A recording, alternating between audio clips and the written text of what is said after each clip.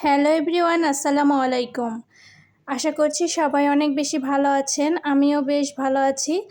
বেশ কয়েকদিন পর আরেকটি ছোট্ট একটি ভিডিও নিয়ে হাজির হলাম। আশা করছি আপনাদের কাছে ভালো লাগবে। তো সকালবেলায় ঘুম থেকে উঠেই যে আমাদের প্রধান কাজ থাকে সেটা হচ্ছে নাস্তা বানানো। সেটাই তৈরি করছি। এই তো আজকে রুটি বানাবো আর হচ্ছে ভাজি করব সকালের জন্য।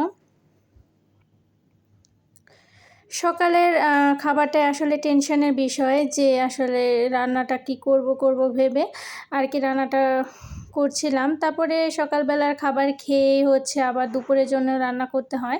সব কিছু গুছিয়ে নিচ্ছিলাম আসলে কি রান্না করব কি করব না সেটাই। আর একটু বুটও ভিজিয়ে রেখেছিলাম বিকেলবেলায় আর কি নাস্তা তৈরি করব সেজন্য। আসলে অনেক দিন ধরেই ভাবছিলাম ভিডিও শ্যুট করব, কিন্তু করা হচ্ছিল না। বড় ভিডিও একটু এডিট করতে ঝামেলা হয়ে যায় সেজন্যই। আর হচ্ছে একটু ব্যস্ততার কারণেই মূলত। তো আজকে এই তো ঢেঁড়স দিয়ে মাছ দিয়ে রান্না করব, আর এই তো করল্লা ভাজি, আর হচ্ছে জলপাই উঠেছে এখন বাজারে, তো জলপাই দিয়ে হচ্ছে মুসুরির ডাল রান্না করব। আর একটা হচ্ছে যে ফ্রিজে মাছও দেখি শেষ হয়ে গেছে। তো এই ৩ টা পিস মাছই ছিল। ভাবলাম যে এটা দিয়েই ঢেঁড়স তরকারি রান্না করি। যেহেতু আমরা মানুষ ৪ জন। তো আমার ছেলে তো আর মাছ খায় না। তো আমাদের ৩ জনের হয়ে যাবে। আর হচ্ছে আমার ছেলে একটু মাংসই পছন্দ করে। উনি মাছ খেতে পছন্দ করে না।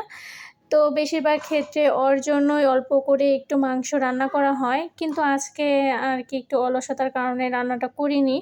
দেখা যাবে কালকেই রান্নাটা করতে হবে। সেজন্য আর আজকে ভাবলাম যে ডাল যেহেতু আছে তো আর কিছু রান্না করব না।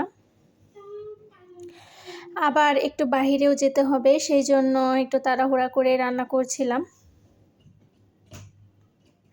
আসলে আমরা ভিডিও করতে গেলে দেখা যায় ভিডিওর যেটুকু একটু গুরুত্বপূর্ণ সেটুকুই নেওয়া হয়। সংসারের আরও কিন্তু অনেক বেশি কাজ থাকে, সেটা কিন্তু আমাদের নেওয়া হয় না।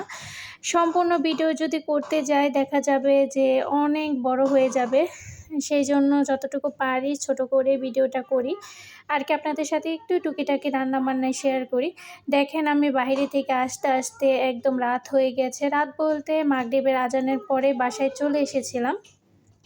তারপরে হচ্ছে এই তো নাস্তাটা তৈরি করে নিচ্ছি। এখানে বুটটা হচ্ছে আমি আলু দিয়ে একেবারে সেদ্ধ করে রেখেই গিয়েছিলাম। তারপরে বাসায় এসে তারপরে এই তো একটু বাগার দিয়ে নিলাম।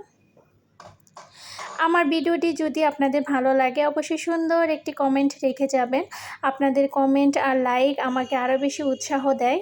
আর আমার ভিডিওটি যদি আপনাদের ভালো লাগে আরও বেশি একটু করে শেয়ার করে দিবেন, অন্যকে দেখার সুযোগ করে দিবেন।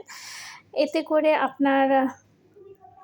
আপনাদের কাছে এটুক কিন্তু আবদার আমি রাখতেই পারি। তো সবার কাছ থেকে বিদায় নিচ্ছি। সবাই ভালো থাকবেন। আবার দেখা হবে পরবর্তী কোনো একটা ভিডিওতে।